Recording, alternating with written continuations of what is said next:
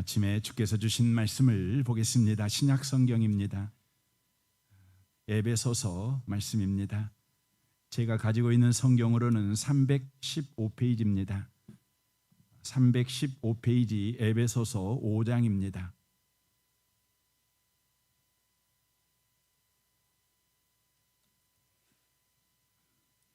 에베소서 5장 21절에서 24절까지 오늘 말씀을 보겠습니다. 21절부터 기록된 하나님의 말씀을 우리 같은 목소리로 읽겠습니다. 읽으실 때 하나님의 복스러운 음성을 듣는 시간 되시기를 바랍니다. 읽겠습니다. 그리스도를 경외함으로 피차 복종하라. 아내들이여 자기 남편에게 복종하기를 주께 하듯 하라. 이는 남편이 아내의 머리됨이 그리스도께서 교회의 머리됨과 같음이니 그가 바로 몸의 구주시니라. 그러므로 교회가 그리스도에게 하듯 아내들도 범사에 자기 남편에게 복종할지니라. 아멘. 함께 예배하는 모든 분들 가운데 이 말씀에 축복이 함께 하시기를 주님의 이름으로 축원합니다. 이 본문 말씀은 제가 매해년마다 했던 설교입니다. 오늘도 또 이 설교를 하기를 원합니다. 이 설교가 여러분에게 지식을 더하는 설교에 그치지 아니하고 여러분의 삶의 이야기가 되는 말씀이 꼭 되셨으면 좋겠습니다. 저는 매년마다 여러분과 저의 삶의 이야기가 이 말씀이 되기를 원하며 이 말씀이 될 때까지 그렇게 계속해서 설교를 하기를 원합니다. 오늘 본문 말씀은 가정에 대한 설교 내용입니다. 더 축약해서 말씀드리면 결혼에 관한 바로 말씀입니다. 그러므로 이 말씀을 이해하려면 바로 성경적인 결혼에 대한 이해를 저와 여러분이 먼저 가지고 있으셔야 합니다. 세상에서는 결혼은 진화의 산물이라고 말을 합니다. 동물과 방불한 인간이 진화하는 과정에서 겪은 수많은 경험과 시련과 오류를 통해서 인간은 사회적 합의를 통해 현재의 결혼 제도와 가정 형태를 만들었다고 주장합니다. 진화론에서 늘 무슨 인간의 발전과 인간의 제도가 있다면 그것은 두 가지 목적이라고 이야기합니다. 하나는 바로 생존을 위해서, 또 하나는 존속 번식을 위해서 그렇게 한다는 것이죠. 그러므로 인간은 진화 과정에서 여러 시행착오를 걸치면서 인간이 생존하는 데 가장 유리하며 종족 번식하는 데 가장 유리한 방식을 바로 이 결혼 제도에서 찾아내어 사회적 합의를 통해서 결혼 제도라는 것을 만들었다는 것이죠. 그러므로 결혼 제도와 가정 형태는 시대의 발전에 따라 얼마든지 변화해 갈 수 있다라고 이야기를 합니다. 그래서 요즘은 참으로 다양한 결혼과 가정 형태를 바로 인정하는 법들이 갖추어져 가는 것을 보게 되어집니다. 그렇다면 과연 결혼은 진화의 산물인가? 인간 발전의 소산인가? 인간이 최고의 지혜를 통해 곧 집단 이성을 통해 만들어낸 바로 인간의 창조물인가? 그리고 가정의 형태는 계속해서 변화되어질 수 있는가? 이 부분에 대하여 성경은 뭐라고 말씀합니까? 오늘 본문 31절 32절은 이렇게 말씀합니다. 이러므로 사람이 부모를 떠나 그 아내와 합하여 그 둘이 한 육체가 될지니 이 비밀이 크도다. 내가 그리스도와 교회에 대하여 말하노라 라고 말씀합니다. 결혼은 인간의 창조물이 아니라는 것입니다. 시대를 따라 변화될 수 있는 것이 아니라는 것입니다. 결혼은 하나님의 창조물이라고 하는 것입니다. 하나님께서 결혼 제도를 만들 때 신적 목적을 가지고 결혼 제도를 만들었다는 것입니다. 그 목적이 무엇입니까? 바로 그리스도와 교회의 관계에 대한 모형으로 바로 결혼을 만들었다고 하는 것입니다. 바로 그리스도와 구원받은 하나님의 백성인 교회와의 관계, 구원을 받았다는 것이 대체 무엇인가? 천국을 살아간다는 게 대체 무엇인가? 이것을 보여주기 위해서 바로 결혼 제도를 바로 우리에게 허락했다고 하는 것입니다. 하나님의 이 위대한 목적을 가지고 하나님이 결혼을 창조했다는 것을, 결혼을 창조하신 과정을 보면 분명하게 이해가 됩니다. 창세기 2장 18절을 보십시오. 여호와 하나님이 가라사대 사람의 독처하는 것이 좋지 못하니 내가 그를 위하여 돕는 배필을 지으리라 하시니라라고 말씀합니다. 하나님께서 엿새 동안 창조하는 일을 하십니다.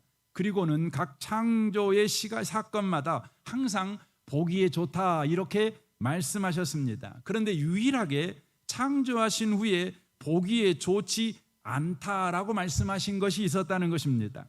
바로 그것은 홀로 지내는 남자였다고 하는 것입니다. 하나님께서 창조하신 것들 중에 오직 한 가지, 홀로 지내는 남자는 좋지 않았습니다. 그래서 하나님은 그 좋지 않는 것에 여자를 창조하여 함께 하게 하니 그 창조물은 완벽한 아름다움을 발휘하게 되었다라는 것이 성경의 이야기입니다. 그렇다면 왜 하나님은 처음부터 그렇게 하지 않으셨습니까? 결혼의 목적을 가르치시기 위해서입니다. 하나님의 백성인 교회가 어떻게 하나님 보시기에 좋은 하나님의 자녀로 만들어지는 것인가에 대한 청사진을 창조 전부터 가지시고 인간을 창조하셨다는 것을 지금 말씀하시기 위해서 그렇게 하신 것입니다. 하나님께서 보시기에 좋지 않았던 독차는 남자에게 어떻게 여자를 만들어 주셨는지를 우리가 한번 보아야 합니다. 창세기 2장 21절입니다. 여호와 하나님이 아담을 깊이 잠들게 하시니 잠들매 그가 그 갈빗대 하나를 취하고 살로 대신 채우시고 여호와 하나님이 아담에게서 취하신 그 갈빗대로 여자를 만드시고 그를 아담에게로 이끌어 오시니 아담이 가로되 이는 내 뼈 중에 뼈요 살 중에 살이라 이것을 남자에게서 취하였은즉 여자라 칭하리라 하니라. 이러므로 남자가 부모를 떠나 그 아내와 연합하여 둘이 한 몸을 이룰지로다라고 말씀합니다. 하나님께서 홀로 있는 남자에게 여자를 만들어 주실 때 가장 먼저 그 남자에게 하신 일은 그 남자를 잠들게 하신 것입니다. 성경에서 잠들다는 것은 대부분 죽음을 상징합니다. 바로 아내를 주기 위해서 남자를 죽인 것입니다. 그러므로 그리고 나서 그 남자의 갈비뼈를 떼어냅니다. 갈비뼈를 떼어내기 위해서 옆구리를 이렇게 절개해야만 하는 것입니다. 갈비뼈는 심장과 폐를 감싸서 보호하는 뼈입니다.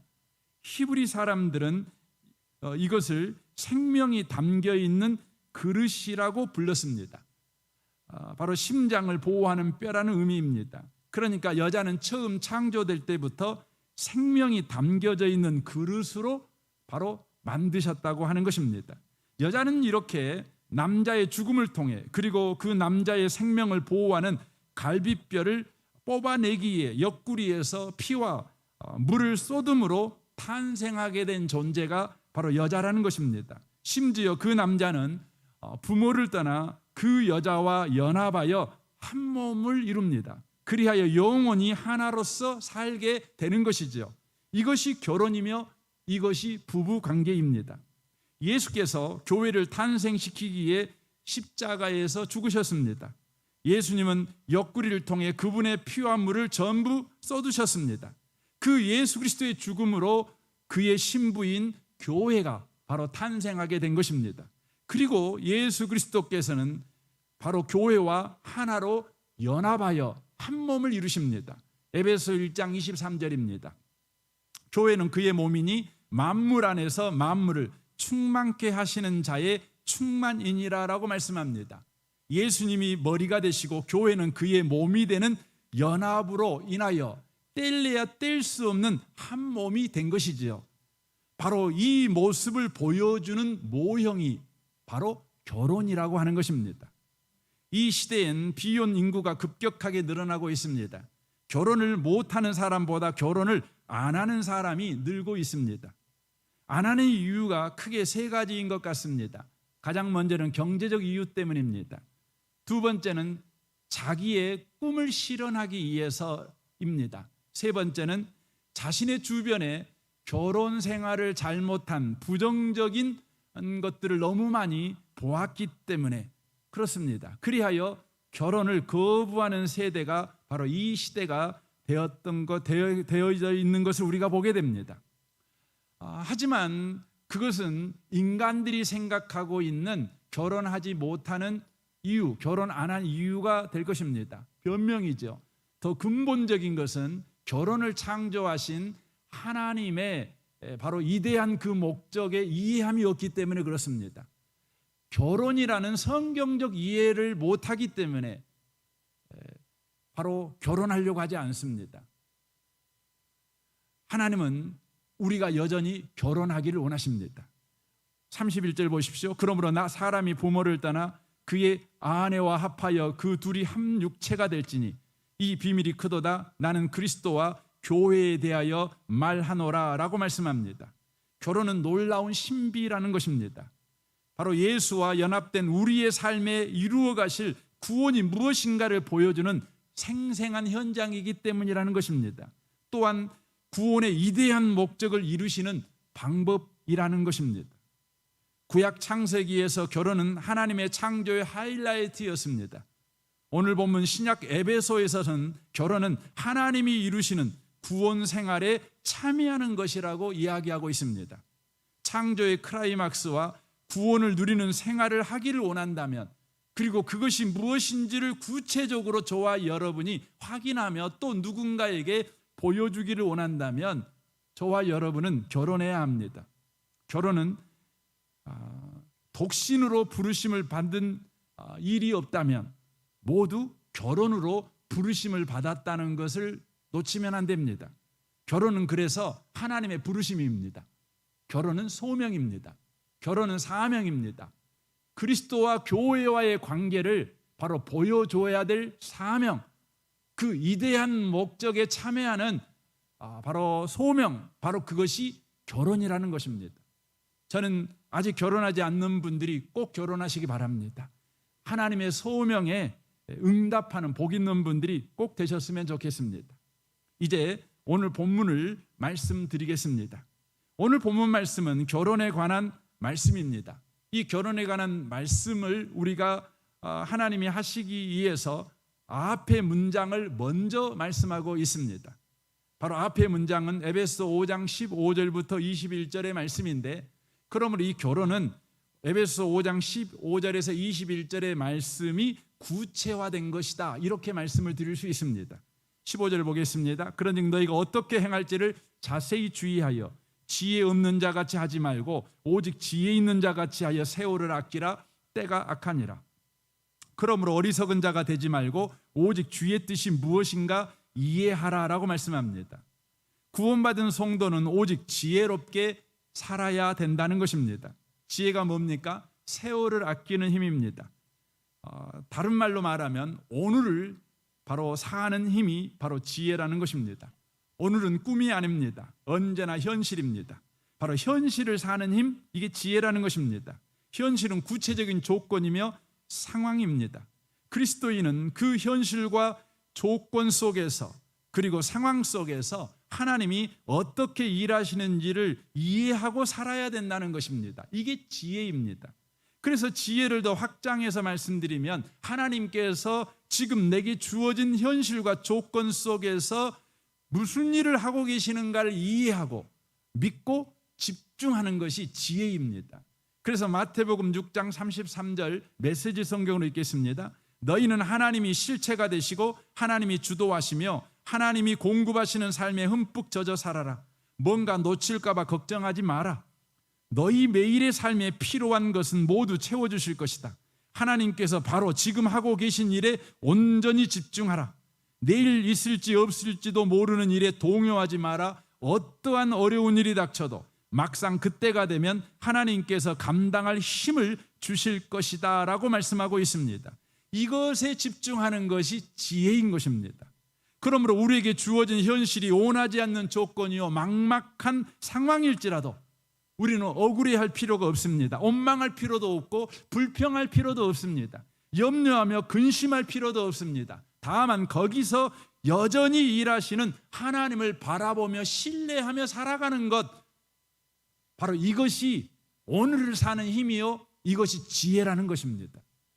그래서 고린도전서 10장 11절 메시지 성경으로 보겠습니다. 자신에 대한 신뢰를 버리십시오. 사람들은 인생을 살아가는 힘이 뭐냐면 자신을 신뢰하는 것입니다.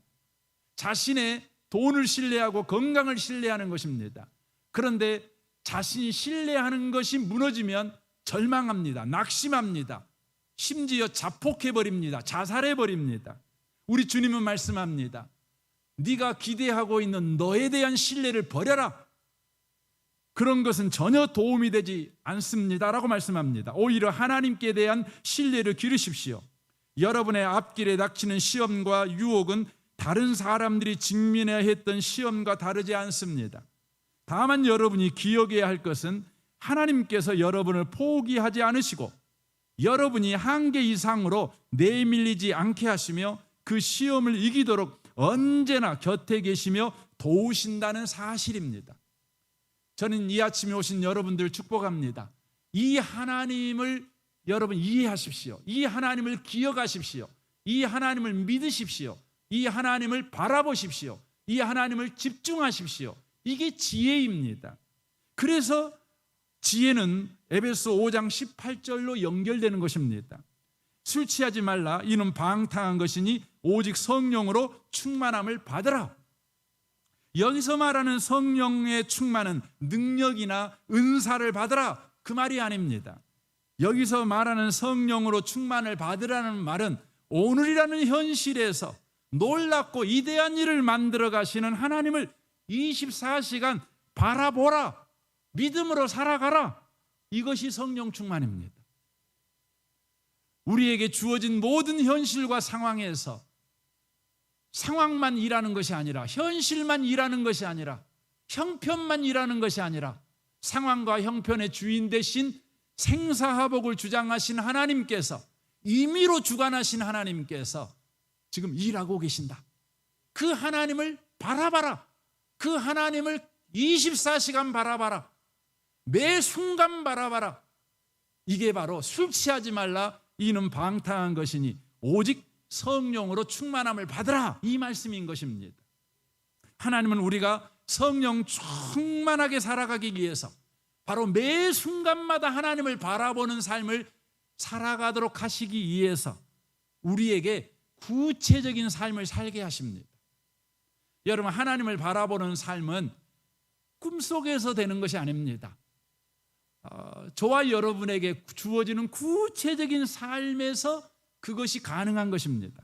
다시 말하면 우리를 한계 속에 살게 하신다는 것입니다. 한계는 제한이나 부족함이 아닙니다. 구체성입니다. 결혼이란 하나님이 우리를 한계 속에 살게 하시는 것입니다. 여자는 아내라는 한 남자의 아내라는 한계 속에 살게 되는 것, 이게 결혼입니다. 세상에 수많은 남자들이 있지요. 결혼하기 전에는 모든 남자를 만날 수도 있지요. 함께 커피 마실 수도 있고 함께 인생을 나눌 수도 있겠지요. 하지만 결혼하면 한 남자에게 속하여 그 남자에게만 아내가 됩니다. 그 남자에게만 여자가 됩니다.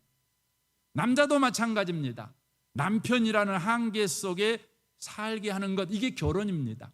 수많은 여자가 있지만 총각때야 이 여자 저 여자 만날 수 있지만 결혼하면 한 여자의 남자로 그 인생을 한정하는 것입니다. 한계 속에 들어가는 것입니다. 이게 결혼입니다. 아내와 남편은 한계입니다. 그러나 이것은 구체적인 은혜이며 구별된 은사이며 맡겨진 역할입니다. 여자는 아내의 역할을 결혼해서 하는 것이죠. 남자는 남편의 역할을 결혼하면 하게 되는 것입니다. 이제 오늘은 여자가 결혼하면 아내의 역할을 하게 되는데 아내가 맡은 일이 무엇인지를 오늘 좀 살펴보려고 합니다. 에베소 5장 22절입니다. 아내들이여 자기 남편에게 복종하기를 죽게 하듯 하라라고 말씀하십니다. 저와 여러분이 성령 충만하게 살아가도록 하시기 위해서 24시간 어떤 상황과 형편에서도 주님만 바라보는 오늘을 사는 힘을 가진 지혜로운 자가 되게 하시기 위해서 가장 먼저 언급하는 우리에게 주어진 현실, 우리에게 주어진 한계를 결혼을 소개합니다. 결혼을 소개합니다. 아내에게는 여자에게는 아내라는 역할을 주시는 것이죠. 그리고는 그에게 맡겨진 일이 바로 복종이다라고 말씀합니다. 사람들은 복종 좋아하지 않습니다. 왜 그렇습니까? 인류 역사 속에서 복종은 늘 저항을 불러왔습니다. 왜냐하면 복종은 노예의 역할이며 낮은 자들의 역할이며 패배자들의 역할이었기 때문에 그렇습니다. 승리자는 복종하지 않습니다. 높은 자는 복종하지 않습니다. 존귀한 자들은 복종하지 않습니다. 이게 역사 속에서 일어났던 일입니다. 그러므로 복종하라고 요구한다면 네가 나의 노예가 되어라, 낮은 자가 되어라, 패배자가 되라는 바로 요구라고 생각하기 때문에 복종은 언제나 저항을 불러왔습니다. 그러나 성경은 복종의 역할을 맡은 아내가 남자와 그 신분과 지위와 가치에서 동등하다고 말씀합니다. 갈라디아서 3장 28절입니다. 너희는 유대인이나 헬라인이나 종이나 자유인이나 남자나 여자나 다 그리스도 예수 안에서 하나이니라라고 말씀합니다. 남자와 여자, 아내와 남편은 그리스도 예수 안에서 동등하다는 것입니다. 그 신분과 지위가 동등하다는 것입니다. 너희가 그리스도의 것이면 곧 아브라함의 자손이요 약속대로 유업을 이을 자니라라고 말씀합니다. 여자도 예수 믿으면, 남자도 예수 믿으면 그리스도에게 속한 자이듯 바로 남자와 여자의 차별이 없다는 것입니다. 그리고 아브라함의 자손입니다. 바로 창세기 12장 1절부터 3절에 아브라함에게 약속한 그 약속의 유업을 이을 바로 집의 머슴이 아니라, 집의 종이 아니라 집의 상속자라는 것에 대하여 남자나 여자나 동등하다, 이렇게 성경은 말씀하고 있습니다.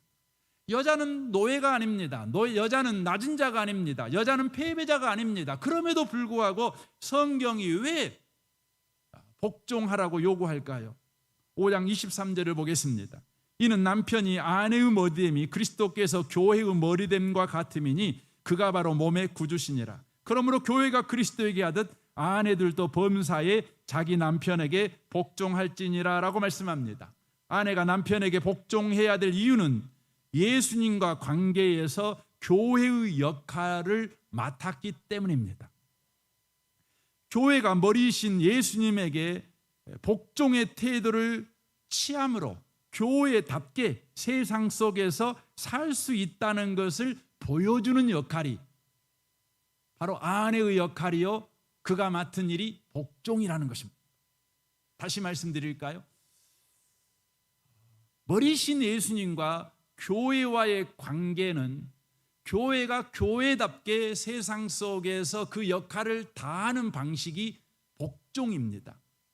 순종입니다. 순종할 때 교회는 세상 속에서 바로 교회다움의 역할을 감당하게 됩니다. 여러분, 교회다움의 역할이 뭡니까? 그것은 세상의 소금이고 세상의 빛입니다. 머리신 예수님과 몸인 교회가 바로 예수님에게 복종과 순종의 바로 역할을 다하게 될 때 교회는 세상에서 소금과 빛의 역할을 하게 됩니다. 마태복음 5장 13절입니다. 너희는 세상의 소금이니 소금이 만일 그 맛을 잃으면 무엇으로 짜게 하리요? 후에는 아무 쓸데없어 다만 밖에 버려져 사람에게 밟힐 뿐이라. 너희는 세상의 빛이라. 산에 있는 동네가 숨겨지지 못할 것이요 사람이 등불을 켜서 말 아래 두지 아니하고 등경위에 두나니 그러므로 집안 모든 사람에게 비치느니라. 이같이 너희 빛이 사람 앞에 비치게 하여 그들로 너희 착한 행실을 보고 하늘에 계신 너희 아버지에게 영광을 돌리게 하라. 내가 율법이나 선지자를 폐하려 온 줄로 생각하지 말라. 폐하려 온 것이 아니요 완전하게 하려 함이라. 진실로 너희에게 이르노니 천지가 없어지기 전에는 율법의 1.1획도 결코 없어지지 아니하고 다 이루리라. 그러므로 누구든지 이 계명 중에 지극히 작은 것 하나라도 버리고 또 그같이 사람을 가르치는 자는 천국에서 지극히 작다 일컬음을 받을 것이요 누구든지 이를 행하여 가르치는 자는 천국에서 크다 일컬음을 받으리라. 내가 너희에게 이르노니 너희 의가 서기관과 바리새인보다 더 낫지 못하면 결코 천국에 들어가지 못하리라 라고 말씀합니다. 이 말씀을 여러분이 오해하면 안 됩니다. 결코 천국에 들어가지 못하리라 그래서 이렇게 안 살면 지옥 간다 이런 말로 오해하시면 안 됩니다. 왜냐하면 이 마태복음 5장부터 7장 8장까지가 산산수훈 산 위에서 예수님께서 가르친 내용인데 누구에게 가르쳤느냐? 불신자들에게 가르쳤느냐? 아닙니다. 제자들에게 가르쳤습니다. 이미 구원받은 하나님의 백성들에게 하나님의 백성들은 이렇게 살아야 된다라고 가르쳤습니다. 여기서 나온 천국은 누구를 가르치냐면 예수님 자신을 가르치는 것입니다. 그래서 마태복음에서 회개하라 천국이 가까이 왔다. 바로 예수님께서, 천국이신 예수님께서 이 땅에 오셨습니다. 그러므로 교회는 뭡니까? 이 땅에 오신 천국이 예수님이 머리십니다. 여러분, 저와 여러분에게 바로 천국이신 예수님이 머리라는 걸 믿으시기를 바랍니다. 아멘 하십시오. 안 믿어지신가요? 여러분, 아멘입니다. 천국이신 예수님이 우리 머리십니다. 그리고 교회는 천국의 몸입니다. 붙어 있습니다. 그래서 머리가 바로 몸에 충만해야 합니다. 그렇죠. 그랬을 때 어떻게 되게 됩니까? 천국을 경험하게 됩니다. 천국을 누리게 됩니다. 근데 어떻게 누리게 됩니까? 바로 천국이신 예수님의 명령을 온몸이 그대로 순종하면 바로 천국이 내 몸에 충만하게 되는 것입니다. 그래서 이 마태복음 5장에서 말씀하고 있는 천국에 들어가지 못하리라라는 말씀은 너 지옥 간다 이 말씀이 아니라 너는 천국을 경험하지 못한다는 것입니다. 천국 생활을 누리지 못한다는 것을 말씀해주고 있는 것입니다. 머리신 예수님과 붙어있는 몸인 교회가 예수님에게 순종할 때 천국이 충만하게 경험하게 되는데, 이것이 세상 관점에서 보면 뭐냐면 세상의 소금 역할을 하는 것이고 세상의 빛의 역할을 하는 것입니다. 소금이 소금 맛을 내는 것이고 빛이 바로 밝은 빛을 드러내는 상황이 되는 것입니다. 이것을 말씀하고 있는 것입니다. 그러므로 교회인 저와 여러분이 예수님의 말씀에 순종하게 될 때 우리는 비로소 천국을 경험하고 세상의 소금과 빛의 사명을 바로 감당하는 자가 될 수 있다는 것을 말해주는 것입니다.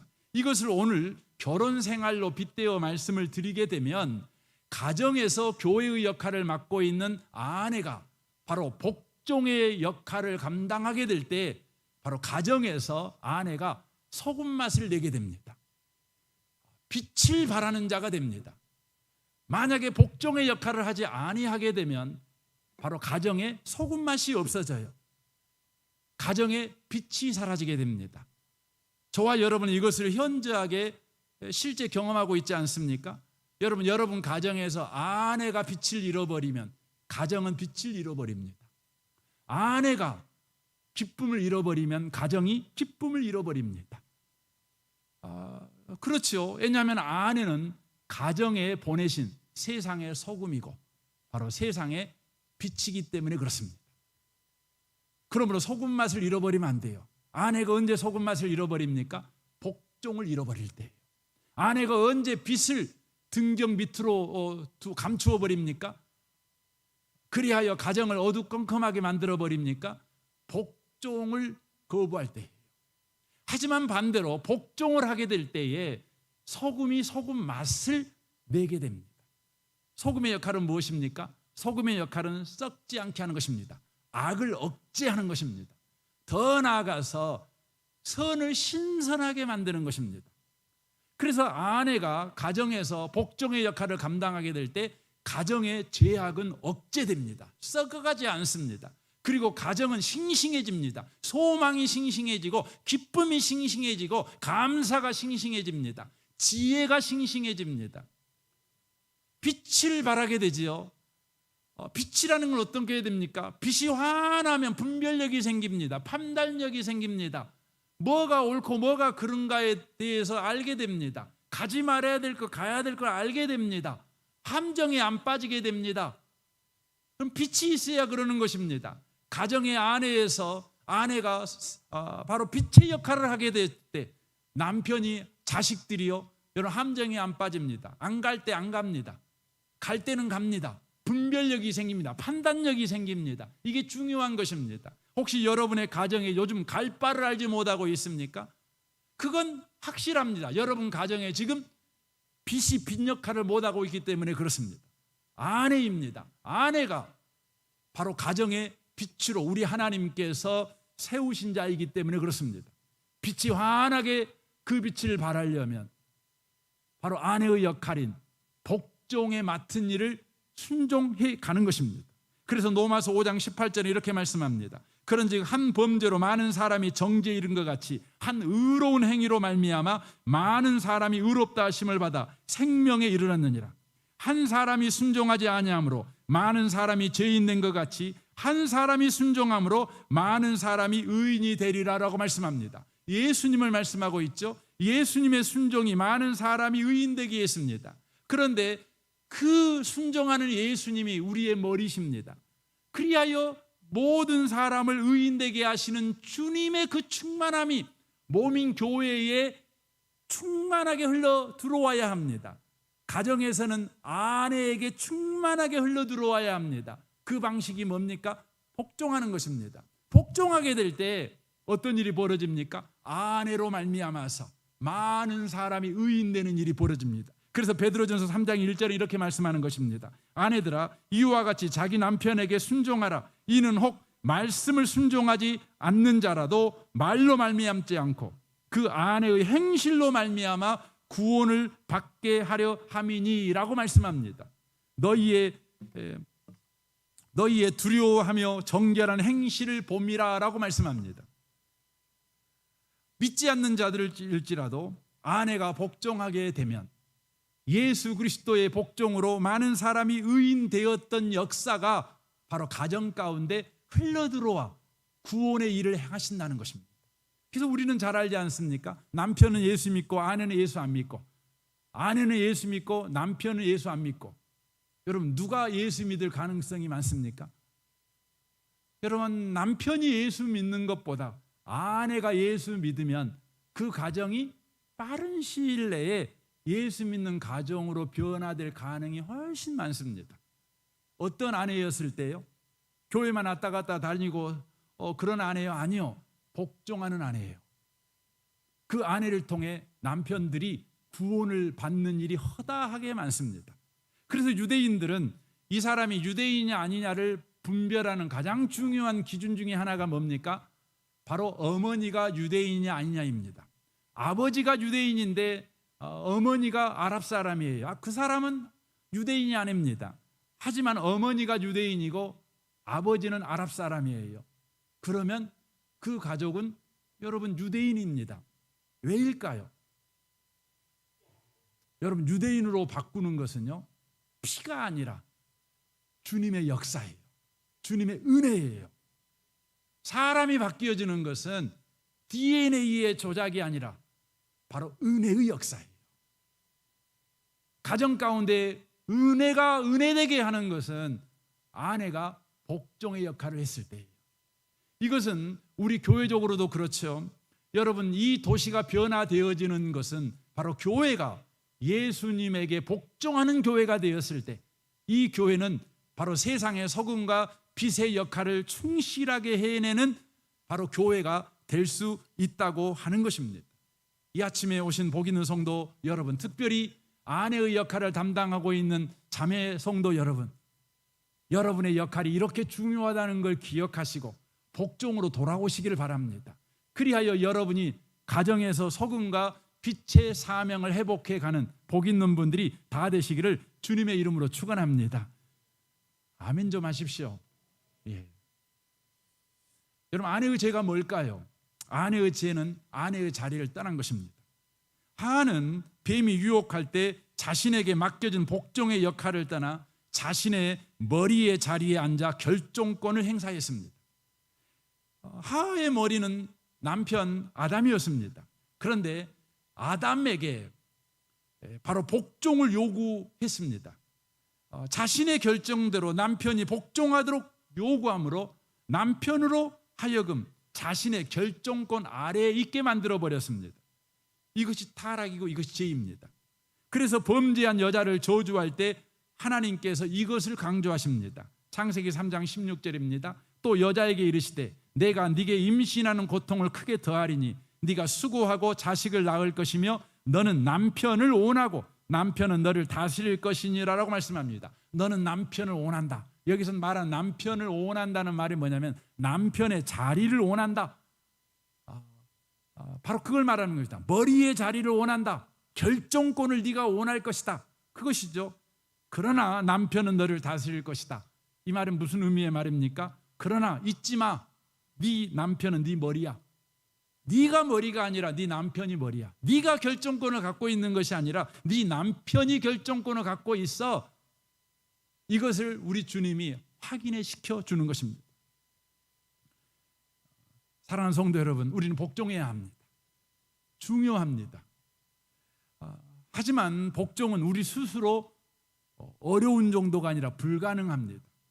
우리가 복종하지 못하는 이유가 크게 세 가지가 있습니다.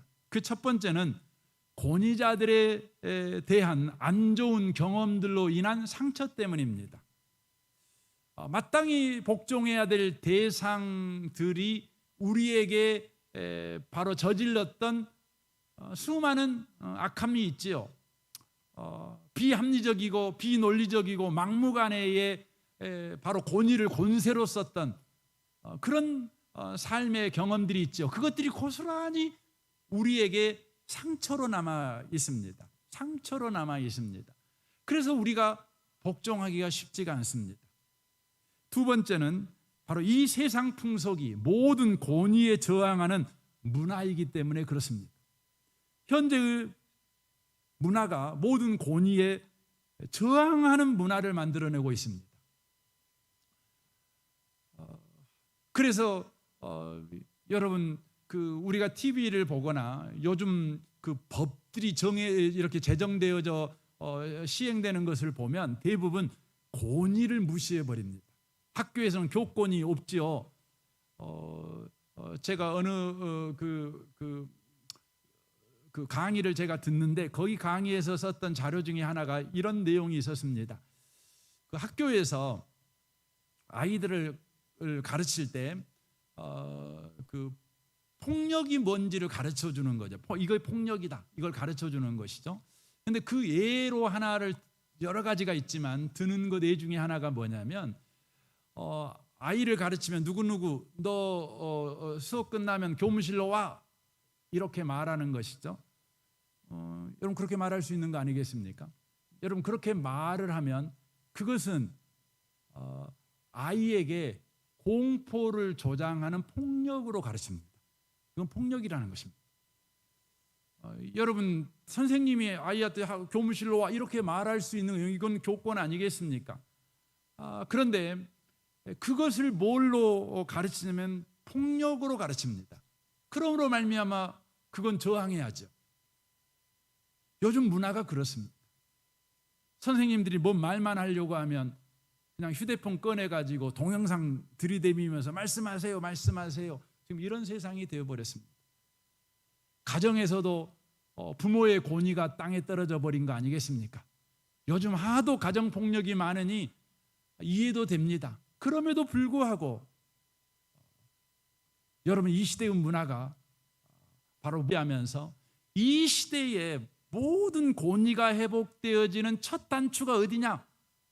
모든 권위가 무너진 첫 단추가 아내가 남편의 말에 복종하지 않았을 때 생겨난 일이었다면 첫 단추 또한 회복의 첫 단추 또한 가정에서 남편들이 아내들이 남편에게 복종하는 일을 보여줘야 돼요. 자식들한테 보여줘야 돼요. 그렇게 될 때요 여러분 이 땅에 권위가 회복되는 일이 일어날 거라는 것입니다. 이 사회의 문화가 지금 권위를 폭력으로 매도하고 저항하는 문화를 만들고 있기 때문에 복종하기가 쉽지 않습니다. 마지막으로는 죄성 때문에 복종하기가 쉽지 않습니다. 죄성이 뭡니까? 내가 하나님이라는 것입니다. 내가 하나님 자리에 앉아 있는 것입니다. 이게 죄성입니다. 이것이 우리를 복종하지 못하게 만듭니다. 그럼에도 불구하고 그리스도인들은 복종해야 합니다. 어떻게 복종할 수 있습니까? 오늘 에베소 5장 18절에 말씀합니다. 술 취하지 말라 이는 방탕한 것이니 오직 성령으로 충만함을 받으라. 성령으로 충만함을 받아야 된대요. 여러분 성령 충만이 뭐라고요?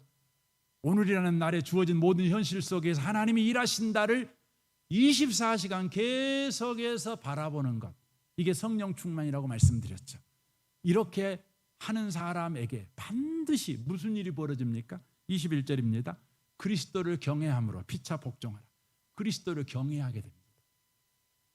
여러분, 성령 충만, 내가 지금 성령 충만한지 안 충만한지 이걸 평가하기가 쉽지가 않습니다. 그런데 성경은 네가 성령 충만한지 안 충만한지를 바로 알 수가 있다는 것이죠. 그게 뭐냐면 여호와를, 그리스도를 경외하고 있냐는 것입니다. 그리스도를 경외한다는 말이 앞에서 말한 말의 반복적인 말입니다. 오늘이라는 현실 속에 우리 하나님께서 그리스도로 일하고 계신다. 이것이 믿어져요. 이것이 저와 여러분에게 붙들어져요. 이게 그리스도를 경외하는 것입니다. 그래서 피차 복종합니다. 여러분, 사람이 복종하면 손해볼 거라고 생각합니다. 내가 복종하는 그 순간 저렴한 인간이 될 거라고 생각합니다. 너보다 내가 더 못난 사람이 된 거야. 내가 못났다는 걸 자인하는 거야. 이렇게 오해합니다. 그런데요, 성령 충만한 사람, 지금 하나님이 그리스도로 내 인생을 붙잡고 있다. 그리스도로 일하고 있다. 그래서 내가 내 남편에게 복종해도 나 손해 안 본다. 내 남편에게 복종해도 나는 내 남편에게 더 못난 사람이 되지 않는다. 저렴한 인간이 되지 않는다. 나는 이미 영광스러운 주님이 머리인 영광스러운 존재이다. 그것 때문에 우리는 복종을 즐거이 합니다. 즐겁게 합니다. 복종을 품위 있게 합니다. 복종을 여러분 멋지게 합니다. 저는 이번 한 주간이 특별히 우리 자매 성도들에게 복종의 주간이 꼭 됐으면 좋겠습니다. 여러분, 오늘 당장 하나님의 말씀을 시험해 보세요. 한번 실험해 보세요. 하나님께서 정말 말씀대로 나를 가정에 소금 맛을 내게 하는 자로 세우는가? 빛으로 세워가시는가? 가정이 그렇게 놀랍게 역사가 일어나는가? 한번 봐보세요. 봐보세요. 여자 성도 여러분 영리한 줄 압니다. 여러분 똑똑한 줄 압니다. 여러분 잘났습니다. 하지만 복종하십시오. 제가 복음성가 하나 가르쳐 드리겠습니다. 이번 주 내내 이 복음성가 부르십시오. 영감 에불러 뒤뜰에 뛰어놀던 병아리 한 쌍 보았지. 어째서 이 몸이 늙어서 몸보신 하려고 먹었지. 잘했군, 잘했어, 잘했군, 잘했어. 그러게 내 영감이지. 이번 주 복음성가 계속 부르십시오. 여러분, 남편이 마음에 안 들면, 남편이 하는 것이 마음에 안 들면 계속 이 노래 부르십시오. 잘했군, 잘했어. 복종하십시오. 그래서 내 영감이지. 술 징탕 먹고 여러분 술 취하고 집에 오면 안아주면서 말해. 잘했어, 잘했어. 길바닥에 안 누워 있고 집에 와서 잘했어. 말해주세요. 그냥 잘했다고 말해주세요. 복종하세요. 왜요? 포기해서요? 아니요.